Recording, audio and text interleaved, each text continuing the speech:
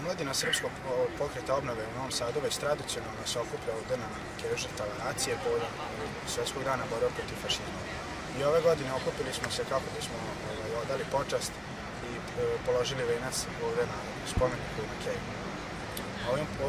Ovim povodom želimo da apelujemo na sve građane Novog Sada da samo uz visoku svijest o tome šta se na Dunavu desilo pre tačno 7 decenija možemo biti sasvim sigurni da se takav užas više nikada neće ponoviti. Nažalost, veliki zločinac Šandor Kepiro nije doživeo pravičnu presudu.